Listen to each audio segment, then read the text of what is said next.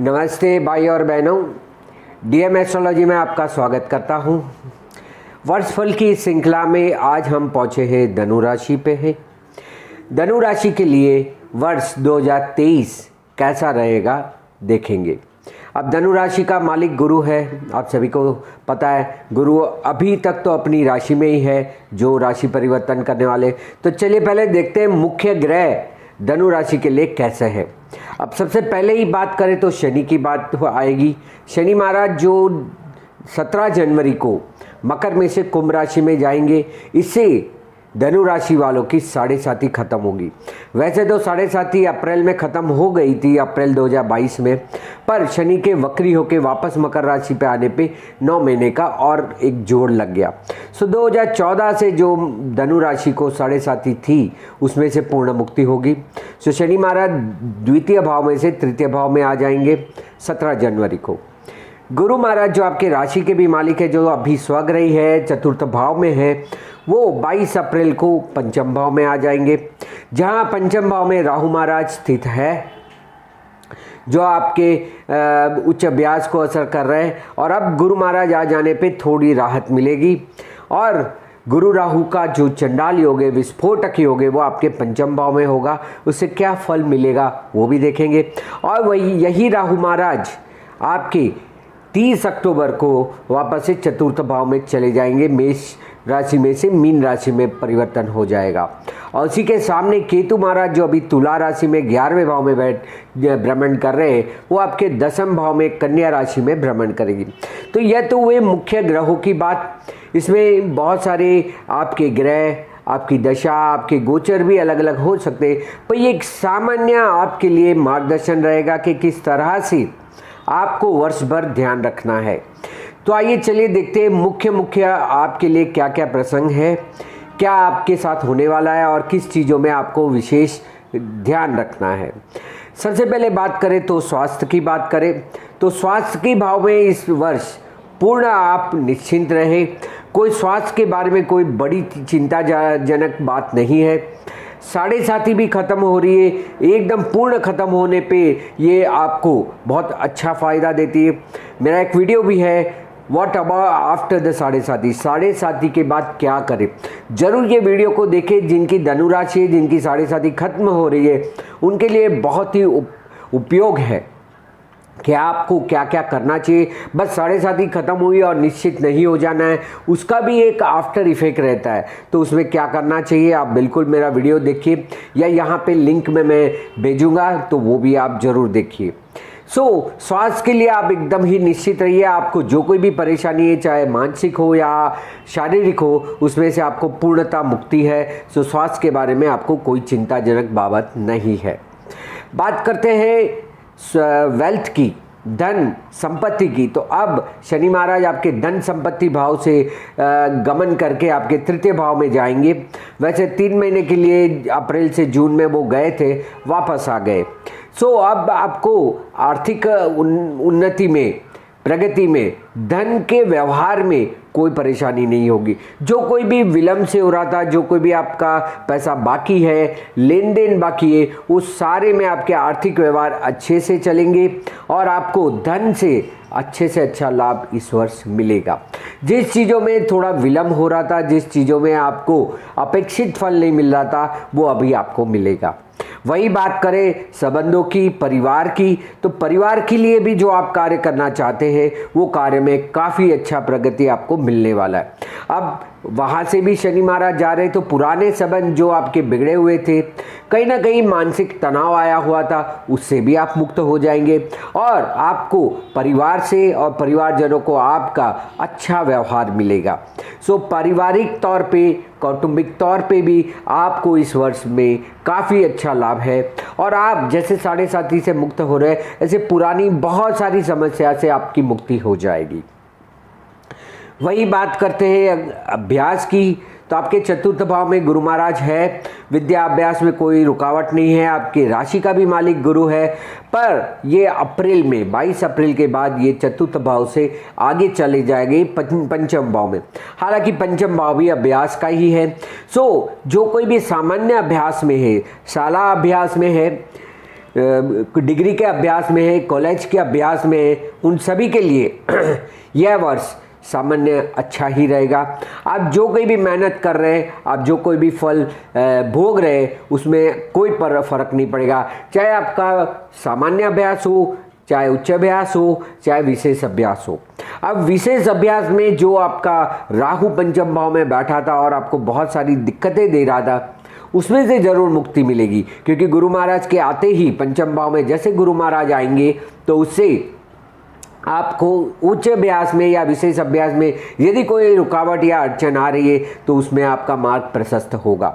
सो सामान्य अभ्यास हो, विशेष अभ्यास हो, शालाकीय अभ्यास हो या आपका उच्च अभ्यास हो, आपके लिए यह वर्ष अच्छा फल देगा।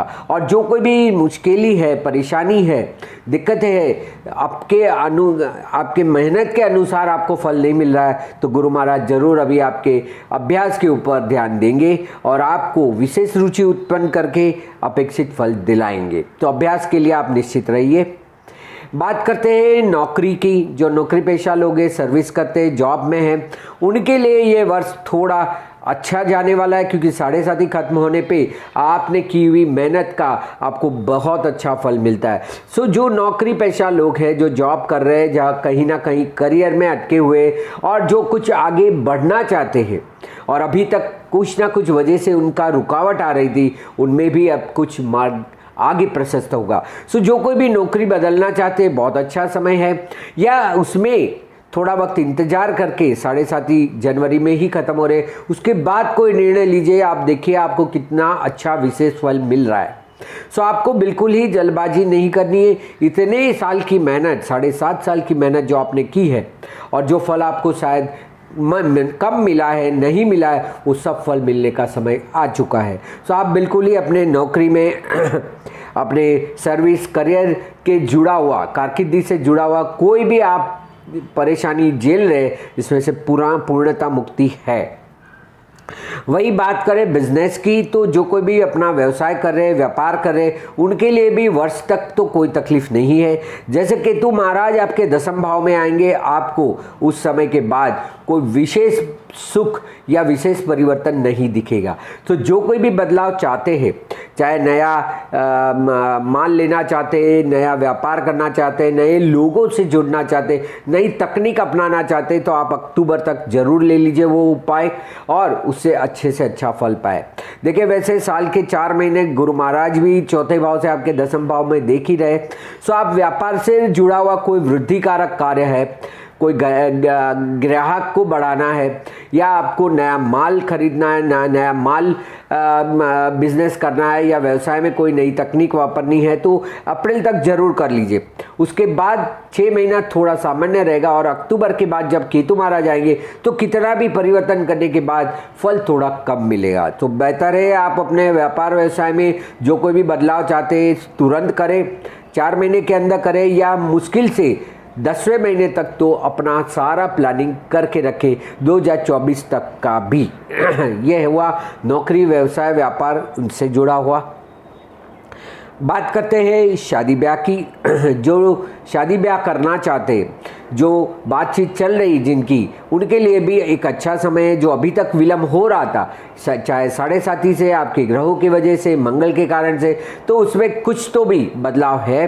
आपके पुराने जो संपर्क किए हुए स्थान है वहाँ पे वापस संपर्क करना चाहिए, वहाँ से कुछ अच्छा जवाब आ सकता है।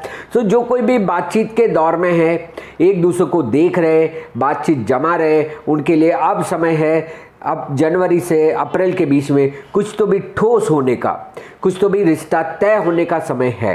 तो आप बिल्कुल ही प्रयास करिए और अपने पुरानी जगहों पे जहाँ जहाँ आपने पहले संपर्क किया था और जवाब नहीं आया था या कुछ समझ में नहीं आया था, बिल्कुल ही उसमें आपको आपको जैसा चाहिए वैसा फल मिलने वाला है।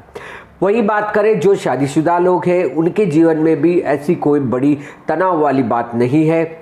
जो कोई भी सामान्य तौर पे चल रहा है, आपका व्यवहार वो अच्छे से चलेगा। भागीदारी में भी अगर कोई पार्टनर आपसे जुड़ना चाहता है या आप किसी से जुड़ना चाहते हैं तो बिल्कुल जुड़िए, इसमें भी कोई दिक्कत नहीं आएगी। और शादीशुदा जीवन में आपको कोई दिक्कत नहीं है। तो शादी करना चाहते या शादीशुदा है, यह वर्ष आपके लिए शुभदायक है। वही बात संतान की करें तो पंचम भाव में राहु है, आप संतान के लिए जो भी प्रयास कर रहे हैं पिछले साल से शायद उसमें आपको सफलता नहीं मिल रही है, पर गुरु महाराज के आने पे थोड़ा बहुत फर्क जरूर पड़ेगा। हालांकि प्रयास तो ज़्यादा ही करना पड़ेगा क्योंकि गुरु महाराज आने पे ये गुरु राहु का चंडाल योग बनेगा। पंचम भाव में जब गुरु राहु का चंडाल योग बनता है तो आपको यह बात ध्यान रखनी होती है कि आपसे जुड़े हुए जो लोग होते, जो पिछले जन्म में या पिछले समय में आपसे जुड़े थे, वापस वो आपके जीवन में आएंगे और आपसे लेन देन वापस करेंगे। सामान्यतः राहु जहाँ पे होता है वहाँ पे आपको लेने का समय होता है, तो वही लोग मिलेंगे जिनको आपको देना कुछ बाकी है वो आपको दे के जाएंगे। सो यह आपके लिए संतान के बाबत में भी है कि अगर संतान योग आपका पेंडिंग है तो गुरु महाराज अप्रैल के आने के बाद, आपके पंचम भाव में गुरु महाराज का भ्रमण होने के बाद आपको उससे भी शुभ फल मिलेगा। जो माँ बाप संतान युक्त है, जिनको संतान है और संतान के बारे में चिंतित है, उनको भी अभी राहु की जगह गुरु के प्रवेश से, गुरु के आने से उनको भी समाधान कारक उपाय मिलेंगे। जो कोई भी अपने संतान से जुड़ा हुआ प्रश्न लेके परेशान है, चाहे उनके अभ्यास के बारे में, चाहे उनकी शादी ब्याह के बारे में, चाहे उनकी व्यवसाय कारकिर्दी के बारे में, तो उनको भी गुरु महाराज के पंचम भाव में आने पे थोड़ी निश्चितता मिलेगी, थोड़ा अपेक्षित फल जरूर मिलेगा। और 30 अक्टूबर को जब राहु महाराज चले जाएंगे यहाँ से, इसके बाद आपके लिए एकदम शांति भरा माहौल होगा और आप अच्छे से संतान सुख भोग पाएंगे। तो संतान करने वालों को भी अच्छा फल है और जिनके है संतान उनको जो अपेक्षित फल है वो भी इस वर्ष आपको मिलेगा। बात करते हैं रोग की, तो रोग में कोई विशेष आपको ध्यान नहीं रखना है। जो आपका सामान्यतः रोग है या तकलीफें है उसमें थोड़ा बहुत आराम जरूर मिल सकता है, क्योंकि अब जो गुरु महाराज मेष राशि में आएंगे तो वो आपके पहले भाव के तनु भाव के त्रिकोण में आएंगे, पंचम भाव, नवम भाव और प्रथम भाव। तो ये स्वास्थ्य के लिए एक अच्छा संकेत होता है, स्वास्थ्य में उन्नति का एक अच्छा प्रतीक होता है। और 7.5 खत्म होने पे जो कोई एक स्ट्रेस वाला एक माहौल था वो भी निकल जाएगा। तो आपको बीमारी में कोई खास विशेष तकलीफ नहीं है और उसमें उतना ज़्यादा कोई लाभ भी नहीं है, आपके खुद के स्वयं के ग्रह के ऊपर है। पर नई कोई बीमारी, नई कोई तकलीफें इस वर्ष आपको अपेक्षित नहीं है, तो उसकी चिंता बिल्कुल ना करें। और स्वास्थ्य के बारे में और बीमारियों के बारे में जो कोई भी आप परहेज कर रहे हैं उसको बरकरार रखिए, इसमें कोई आपको बदलाव करना नहीं है। वही बात करें विदेश गमन की या विदेश भ्रमण की, तो जी ये वर्ष आपके लिए है। यदि आप कोई आयोजन करना चाहते हैं विदेश भ्रमण करने के लिए, घूमने के लिए या वैसे ही किसी को मिलने जाने के लिए, कोई प्रसंग के लिए, व्यवसाय के लिए, तो बिल्कुल ही करना चाहिए। यह वर्ष आपके लिए बिल्कुल ही लाभदायक है। आप विदेश की यात्रा करना चाहते हैं तो बहुत अच्छा है। जो लोग विदेश में ही है और स्थायी होना चाहते हैं, चाहे पीआर की इंतजार कर रहे हैं, परमानेंट रेसिडेंसी या तो सिटीजनशिप की, तो उनको भी उम्मीद से अच्छा फल मिलने की बिल्कुल है, क्योंकि 7.5 के बाद बहुत सारे रुके हुए, बहुत सारी मेहनत किए हुए कार्य में जरूर सफलता मिलती है। तो आपको इस बाबत में भी जो आपने पिछले 5 सालों में मेहनत की है उसका जरूर फल मिलेगा। तो बिल्कुल ही आप कॉन्सेंट्रेट रहिए, कोई दिक्कत नहीं है। बात करते हैं सोशल मीडिया या फ्रेंड सर्कल की, जिसमें आपको अपेक्षित फल अभी तक नहीं मिल रहा था, क्योंकि केतु महाराज आपके 11वें भाव में थे। तो आपको आपके मन के हिसाब से जो सामाजिक स्तर पे सोशल मीडिया से, आपके मित्र वर्तुल से चाहिए उतना सपोर्ट नहीं मिल रहा था, इतना सुख नहीं मिल रहा था। अब केतु महाराज 30 अक्टूबर को जा रहे हैं, इसके बाद धीरे धीरे आप सामाजिक स्तर पे कोई कार्य करना है तो कर पाएंगे। आप सोशल मीडिया में ऐसे कोई प्लेटफॉर्म में है, एक्टिव है और उसमें आपको अपेक्षित फल चाहिए वो भी मिलेगा, पर यह धीरे धीरे होगा, क्योंकि ये 30 अक्टूबर के बाद की स्थिति है, जबकि केतु महाराज आपके 11वें भाव में से निकल जाएंगे। तब तक आपको लगे रहना है, मेहनत करते रहना है और धीरे धीरे फल मिलेगा, क्योंकि केतु कोई भी फल का आपको अनुभूति नहीं कराता, इसके पास कोई इंद्रिया नहीं है। वैसे ही मित्र भी आपके साथ है, जुड़े हुए हैं, शायद आपके साथ संपर्क नहीं कर पाने पे या आपसे नहीं जुड़ने पे आपको ऐसा लगता है कि कुछ दूरियां बन गई है, ऐसा नहीं है, उसका भी साथ सहकार आपको बिल्कुल मिलेगा। अगर आप कोई कोर्ट कचहरी या लिटिगेशन में है तो उसमें से भी मुक्ति का बिल्कुल आपके लिए अच्छा है, क्योंकि शनि के जाने के बाद, 7.5 के जाने के बाद ऐसी पुरानी समस्या में से आदमी आसानी से बाहर निकल जाता है। सो अगर आप कोर्ट कचहरी में है या कोर्ट कचहरी में जाना चाहते, कोई केस फाइल करना चाहते तो रुके रहिए, शायद इसमें समाधान बहुत जल्दी आ सकता है। वैसे ही अगर आप कोई षड्यंत्र का शिकार है, कोई शत्रु बाधा है, तो इस सारी पीड़ाओं में से भी शनि आपको मुक्त करेगा। तो बहुत ही अच्छा फल आपको कोर्ट कचहरी, वकील के इससे या शत्रु से या षड्यंत्र से आपको बाहर निकलेगा। सो अनवांटेड जिसे हम कहते हैं, जो अनपेक्षित परेशानी थी, जिसका आप कोई समाधान नहीं पा रहे थे, उन सारी चीज़ों से आप मुक्त पाएंगे। अब बात करते हैं प्रॉपर्टी की। यदि आप कोई प्रॉपर्टी लेना या बेचना चाहते तो बिल्कुल ही जनवरी के बाद आपका समय अच्छा है, विलम्ब हट जाएगा। पर देखिए, चतुर्थ भाव में से गुरु महाराज भी अप्रैल के बाद जा रहे हैं। सो अप्रैल तक कोई चीज़ खरीदनी है या कोई चीज़ बेचनी है तो बिल्कुल ही उसका कार्य कर ले। कोई जगह तय कर लीजिए और फिर इसमें कोई वाटाघाट करके कोई डील कंप्लीट करनी है तो करिए।